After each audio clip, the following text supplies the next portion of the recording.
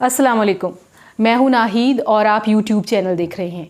इस वक्त मैं मौजूद हूं lieutenant general retired Naeem Lodhi के घर पे और आज की जो डेवलपमेंट हुई है उसके बारे में मैं सर से कुछ ज़रूरी सवालात पूछूंगी और आप तक पहुंचाने की कोशिश करूंगी। सबसे पहला सवाल ये है कि आपको कैसा लगा जनरल अब्दुल कादिर बलोच का इस्तीफ़ा?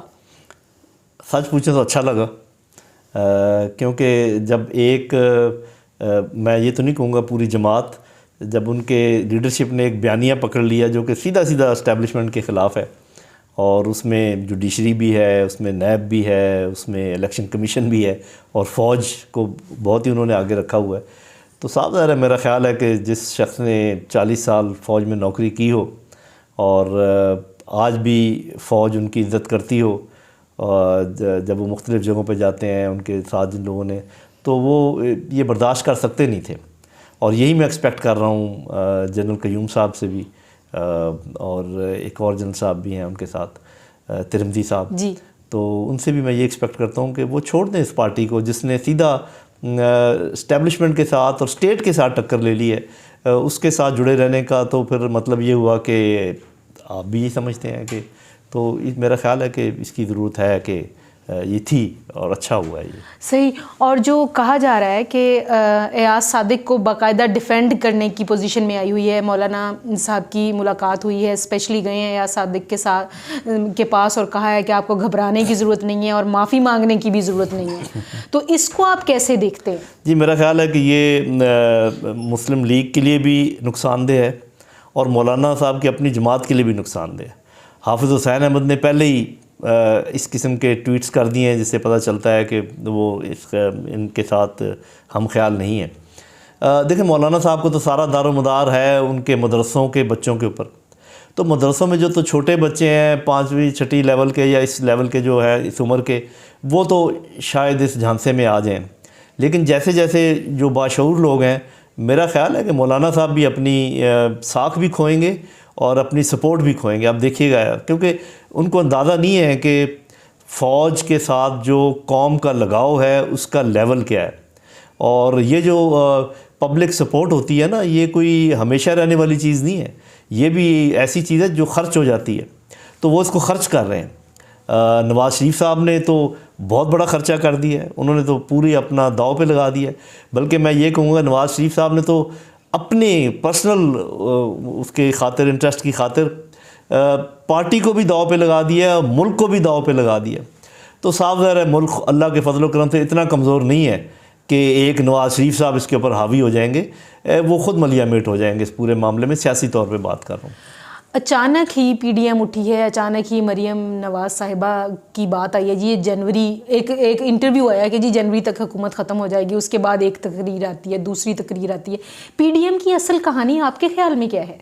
पीडीएम की असल कहानी तो साथ साथ डेवलप हो रही थी। असल कहानी बुनियादी तौर पे ये है कि मेरे पैसे बचाओ और दूसरा मेरी बेटी को बनाओ, बस ये कहानी है, सिंपल। वो बिल्कुल नहीं चाहते कि उनके करीबी ख़ानदान से ये चीज़ बाहर निकले। तो ये अभी मुस्लिम लीग वालों को सोचने की बात है, बल्कि बाकी पार्टियों को भी सोचना चाहिए जो जहाँ पर मौरूसी सियासत है कि ख़ानदान मुसल्लत हो गए हैं, कि भाई वो लोग कई आगे से दानश्वर कहते हैं जी, जब इलेक्ट करते हैं तो क्या भाई लोगों को मौका तो दो, इनके बगैर ज़रा देखो तो सही है, तब भी लोग इलेक्ट करेंगे। पीपल्स पार्टी भी कोई छोटी पार्टी नहीं है, नून भी कोई छोटी पार्टी नहीं है, फजल रहमान की भी पार्टी है, एएनपी भी है, लेकिन ये चारों जो है ना मौरूसी पार्टी हैं, बल्कि अचकज़ई की पार्टी भी मौरूसी है। तो ये कोई तरीका है? ये कौन सी जमहूरियत है कि जी मैं और फिर मेरा बेटा, फिर मेरे बेटे का बेटा, या मेरे बेटे की बेटी और मेरी बेटी का? ये मेरा ख़्याल है कि पाकिस्तान की सियासत में ये तब्दीली लाने की ज़रूरत है, और ये तब्दीली नवाज़ शरीफ साहब खुद ही ले आए हैं, और ये तब्दीली आपको नज़र आ जाएगी। सही। और आपने मरूसी सियासत की बात की है, तो जो बयानिया दूसरी तरफ से आ रहा है उसके बारे में भी आपसे ज़रूर पूछना चाहूँगी। जो कहा जा रहा है कि जो सियासत में हिस्सा है, सियासत में जो बार बार दरअंदेज़ी करती है फ़ौज, बार बार करती है, तो उसके बारे में आपका क्या ख्याल है? जी बिल्कुल, ख्याल सिंपल है, स्ट्रेट है कि ये नहीं होना चाहिए। पहले हुआ है, ये अभी तो खैर एक परसेप्शन कायम की जा रही है ना कि मेरा ख्याल है कि जनरल बाजवा को जो मैं जानता हूँ, इनसे ज़्यादा जमहूरी बंदा इनको मिलेगा कोई नहीं। अगर इनकी मौजूदगी से भी फ़ायदा ना उठाया तो मुझे नहीं पता कि ये फिर कैसे ये होगा। तो बात ये जी, आप वो दोबारा से बात शुरू करें कि आप जो बता रहे थे कि नून और फे से कैसे छुटकारा हासिल होने वाला है। जी, वो तो इनकी तहरीक की वजह से होने वाला है, क्योंकि जैसे मैं कह रहा था दरारें पड़ रही हैं नून के अंदर भी और फे के अंदर भी। तो पाकिस्तान मुस्लिम लीग बहुत अच्छी जमात बनकर उभरेगी नून के बग़ैर, और जमीयत उलमा इस्लाम भी दोबारा ताकतवर जमात उभर सकती है फे के बग़ैर। तो ये मुमकिन है। सही। और पीपल्स पार्टी के बारे में आप बताएं, उनका फ्यूचर आप कैसा देखते हैं? पीपल्स पार्टी का रवैया मैं समझता हूँ कि बेहतर है। जब हम देखते हैं उनको, उनमें इतना शऊर है कि किसके साथ टक्कर लेनी है। वो जितनी बातचीत कर रहे हैं वो कर रहे हैं जो कि पॉलिटिकल पैराए में आती है, जिसमें बेरोज़गारी है, जिसमें महंगाई है। अभी भी अगर आप देखें बिलावल भुट्टो जो बात कर रहे हैं वहाँ पर गिलगित बल्तिस्तान में, उनका बयानिया जो है वो बिल्कुल वाज़ेह है कि वो पॉलिटिकल उसमें है। तो मेरा ख़्याल है कि वो कोई ऐसी गलती बड़ी उन्होंने नहीं की है, और ना ही उम्मीद है कि वो करेंगे, बल्कि शायद इनके गलती से उनको फ़ायदा हो जाए। सही। पीडीएम का कोई एक फ़ायदा इनको होगा या आवाम को होगा? जी, मैंने बताया ना, पीडीएम का बहुत फ़ायदा होगा आवाम को। सही। पीडीएम का फ़ायदा आवाम को ये होगा कि ये बड़ी हद तक आधी मारूसी सियासत से इस दफ़ा छुटकारा हासिल कर लेंगे, और बाकी मारूसी सियासत से अगली दफ़ा जब भी कभी ऐसा हुआ तो हो जाएगा। और इसका ये फ़ायदा भी हो सकता है कि गवर्नमेंट को ये एहसास हो कि अगर उनको ऐसा मौका नहीं देना चाहिए, कोई अपनी कारकर्दगी दिखानी चाहिए, तो अगले 2 साल में हो सकता है ज़्यादा शद्दोमत के साथ वो काम करें।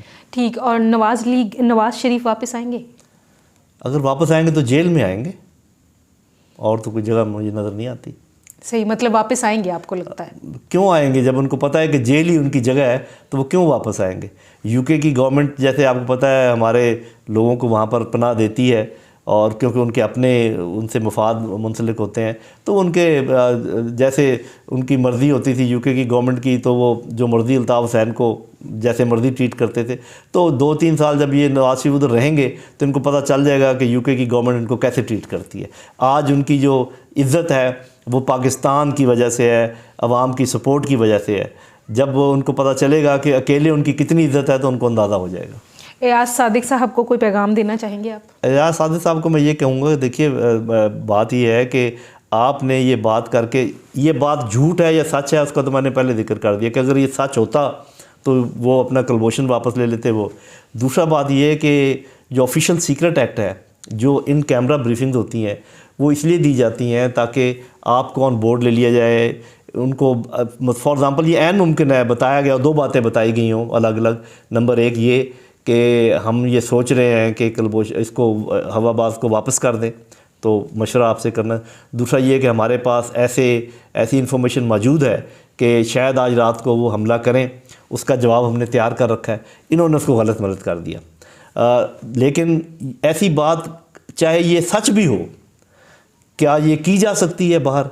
इसका ये मतलब है कि आप एक तरफ तो कहते हैं कि फ़ौज सियासतदानों को कुछ बताती नहीं है कि जी हमारे, फॉर एग्ज़ाम्पल अगर आज ये भी बता दिया गया होता उस ब्रीफिंग में कि हमारे पास कितने एटम बम हैं, तो आज तो ये भी बता देते दुश्मन को कि जी हमारे पास तो इतने मिसाइल हैं, इतने एटम बम हैं।